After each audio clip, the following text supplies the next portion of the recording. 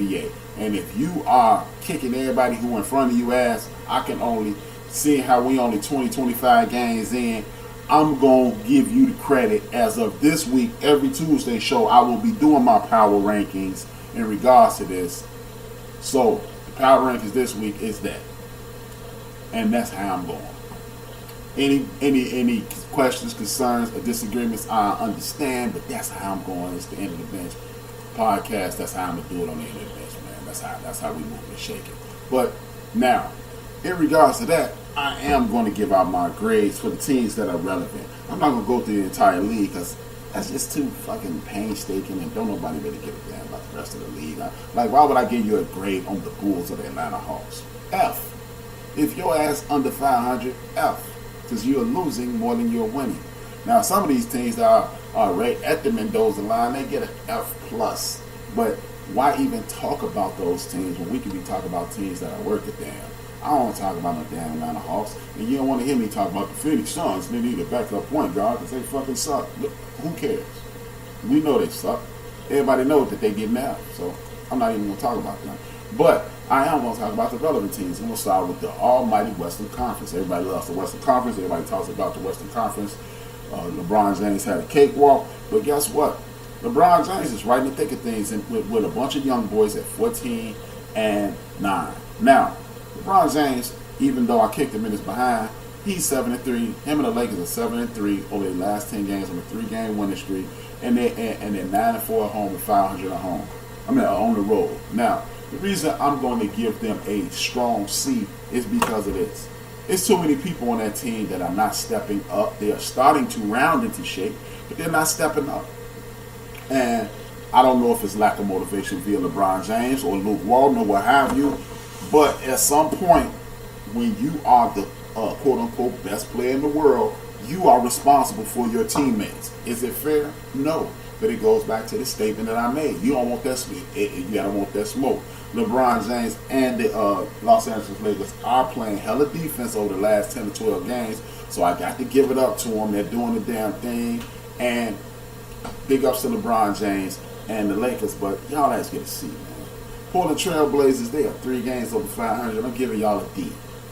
Because there's no way in hell you should be. And I know Tiffany is cussing me out already. Kesey, what's good, man? Thanks for joining the show. I know the Portland Trail Blazers, they are way better than they are looking. They have a great coaching staff. Portland, do yourself a favor. Go get Melo. I know a lot of people have fallen out of love with Melo due to the propaganda about him being a ball stopper and he don't play no defense. Do me a favor. Make a list of the dudes who play defense in the NBA. It's 450 dudes, 430 dudes playing. Make me a list of the dudes who play defense in the NBA. If you get past half of the paper, then you are way smarter than me. But nobody plays defense in this league. Otherwise, you wouldn't have teams opponents scoring 102, 112, 103, 111, 109. Nobody's playing defense, people. Nobody's playing defense. The best team in the Eastern Conference, their opponents are scoring 108.3. The best team in the Western Conference, 102.7. So ain't nobody playing no defense. So miss me with the nonsense about Melo ain't playing defense. Portland, do yourself a favor. Melo is a mid-range killer. You will get Damian and CJ wide open shots. You'll have a big homie in the middle getting Melo. You have to force Melo to pass it to him. Otherwise, y'all gonna continue to struggle. Y'all don't have any mid-range scoring. Help yourself out. Get a bona fide all-star scorer. Give them about 22 minutes a game. Don't overwork them. Close out the games with them. You can still have Dame Dollars do your thing, and you'll get better than the grade I gave you. Sorry, Portland, y'all fucking up. That's it. I'm highly disappointed in y'all. Oklahoma City Thunder is the next team I'm gonna cover. Which, by the way, I'm giving them an A, man. A lot of people look. 15-7 does not sound like a record of A. But you know what gets you an A? 9-3 at home. That means you ain't playing at the crib. 6-4 on the road. The average person wants you to be the average procrastinate whatever it is when they predict shit. They want you to be at a minimum 500 on the road. They 2 games over 500. They are 7-6 in the conference. They playing defense at 103.6 in regards to the way the defense is played this year. I mean, in the NBA this year, and they're 8-2 in their last 10. The best player on their team got hurt, and when the best player on your team gets hurt, and you are still kicking ass, and somehow, some way, somebody has convinced Russell Westbrook he does not have to shoot all the balls, I got to get him an A. My homegirl Tiffany says, we've lost 6 or 7. What's up with that? We need the presence in the paint, and CJ must step up more. We see more consistency out of role players and bench players. No defense is being played. No defense is being played throughout the league, if you ask me to. No one in the NBA plays defense. We must play strong, have a 3-point option for sure. Hey, if you put, that's why I say, hey, Tiffany, shout out to Tiffany for responding to my rants. That's what I'm saying, Tiffany. You put Melo in the paint. CJ, see, the thing is, I believe teams are picking up where the New Orleans Pelicans left off. You pressure CJ and you pressure Dame, and the rest of these dudes gonna punk out. So if you get Melo in that post, this is just a theory. I'll never profess to be the dude with all the answers. I'm just issuing opinions.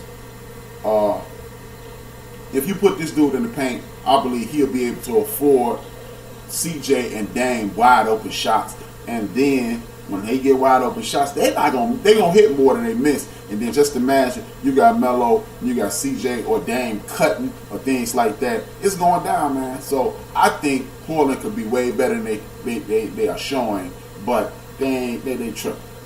Now, as y'all already know, I'm giving the Clippers an A. Anytime you sharing the ball like they do, anytime they playing way less defense than a team that's at 16-7, 9-1 in the conference, 3-0 in the division. But they 8-2 in the last 10. They sharing the ball. They look like a precursor to the next Golden State Warrior team. If they mess around and get the homie Kawhi, it might be a problem with the Clippers. The Lakers fuck around and beat the B team in LA, or LA might have 2 very good basketball teams. So I'm giving them an A, and I'm giving the Denver Nuggets a B+. I'm at a B-. I'm sorry, B-. I read that wrong. Need some glasses, y'all. GoFundMe. Go to the GoFundMe page.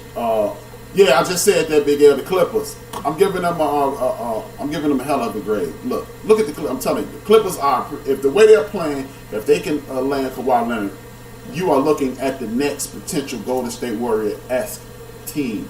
They have all the prerequisites. They don't play defense, but Kawhi will bring a defensive mentality. They have a very good coach. They are playing as a unit. They seem to like each other, which is key in sports. I don't know why, because I ain't like half my teammates, but maybe that's why I'm a black ass didn't make the pros either.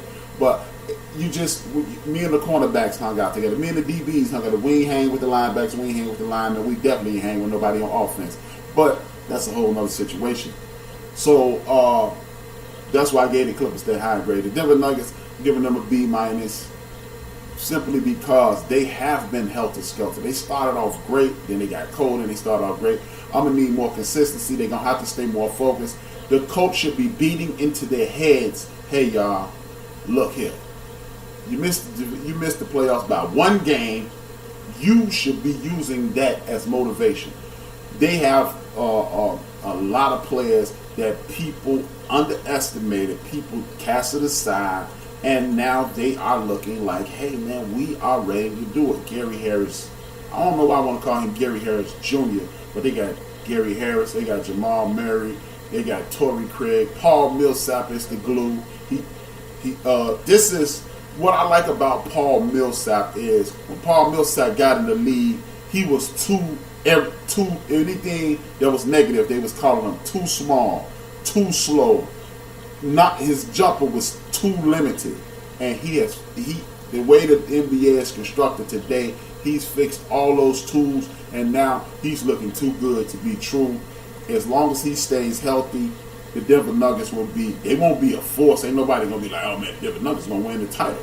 But the Denver Nuggets will be a team that you don't really want to face in the playoffs. I continue to give them big ups, man, love to the Denver Nuggets. And that's why I'm giving them the grade that I give them. If they stop being helter-skelter, I give them a higher grade than they're getting. I'm going to mosey on over to the Eastern Conference, and I'm going to start in the middle of the road with the Eastern Conference. I'm going to give the Indiana Pacers a C. The reason I'm giving them a C is because with them, they've been helter-skelter as well. But the homie, what's the singing buddy man from Indiana, Victor Oladipo, he's been hurt for a while. So they're above 500, but they wasn't playing with the intensity they was playing with last year. They are treading water, which I do like. They 5-5 in the last 10 games. They lost their last 2. They are treading water while he's not there, but they don't have the same intensity. It's kind of hard to have the same intensity when your leader's not there. So I'm gonna give them a C, and we shall see. The Boston Celtics. I'm giving them a D. The reason I'm giving them a D is because of Kyrie hurt. My man Big L just said Millsap is always a part of a good team. He's a good group player. Shout out to Big L for that's exactly how I feel. Much love, man. Thanks for the time, man. But he's a good player. Kyrie Irving, I'm gonna blame enough for the low grade I'm giving him, because Kyrie Irving, at some point, if you're gonna be the leader of the team, you need to realize you sat there and watched most of the year, so you should have had the pulse of this team already. You made the statement, we need a 15-year vet. No, we don't. You're our superstar. You need to do that. See, this is what I'm talking. This is why I criticize KD at the top of the show. You guys want all this money, you want all these accolades, but you don't want to smoke. You can't have it that way, man. You are the difference. If you, hey, what's up, DJ Queen? Thank you for joining. You're a bench warmer. Welcome aboard. Much love. But you don't have the ability, Kyrie Irving, to make the statement y'all need a 15-year vet. Hey, dog, when it's your team, remember, you left Cleveland because you were sick of LeBron and histrionics and his foolishness. So you asked to go. And when you asked to go, you the 15-year vet. Everything falls on your shoulders. See, it's cool to want to be the man and stand around and pat yourself on the back when you hit 50. But when your team is 3 games under 500 and y'all got all that talent, I should have gave y'all a fucking F. But because I like the rest of those dudes on the team, and I know you're the difference, you the man, Kyrie. We ain't got time for that other shit. Step up, or you gonna look real bad. Because if this guy LeBron James mess around and win an NBA title, or if he get to the conference finals, Kyrie Irving, you gonna look real bad, my brother. Get it in order, Kyrie. You are supremely talented. You have mad offensive game. Accept the way that Brad Stevens is offering this information to you. Be open to coaching and make yourself a part of a situation instead of trying to dominate the part of the situation and be the man. Because when you win, Mr. Irving, they not looking at Jaylen Brown. They not looking at Jason Tatum. Kyrie Irving took the Celtics to the title. Just like your commercial said, you want to be the last person. You want to be the reason people wear your number. Well, you need to be more than 3 games over 500, and it's enough of that. Kyrie starting the season hurt because you've been in the league long enough, and God knows you all HMO. You've been hurt enough to understand how to mix yourself back in the league. This is the difference, and this is why Michael Jordan is the GOAT. Michael Jordan used to dominate the ball at all costs. Kareem Abdul-Jabbar used to dominate the ball at all costs. But when they started getting quality teammates around them, they understood, I don't have to be Mike. I don't have to be Kareem until they need me. And that's the difference in today's superstar and yesterday's superstar. Larry Bird knew I could let Kevin McHale shine because I'm already Larry Bird. So Kyrie, learn how to let your teammates shine, and then in the fourth quarter, the last 4 to 6 minutes of the fourth quarter, you be Kyrie Irving. There you go. Or even the whole fourth quarter, you be Kyrie Irving. You walk off in the sunset, you slap a high five, and you can tell people, I told you, LeBron. You can pull a Shaq. LeBron, tell her how my ass tastes. Philadelphia 76ers is the next team. I'm going to give them a strong C+. They had too much talent on the team. I don't want to hear this nonsense about they don't have no shooting. Most teams, my man Big L said the Celtics were better without Kyrie. I told you that Kyrie and Gordon would make this Celtic team work. Gordon is starting to fit in though, Big L. That's the thing. He said, put me on the bench. I'll play with the second unit. And what he gave you the other day, 38 and some change. So he's not the problem. the leader of the pack. See, I'm not giving no secondary players nothing. That's why the damn Philadelphia 76ers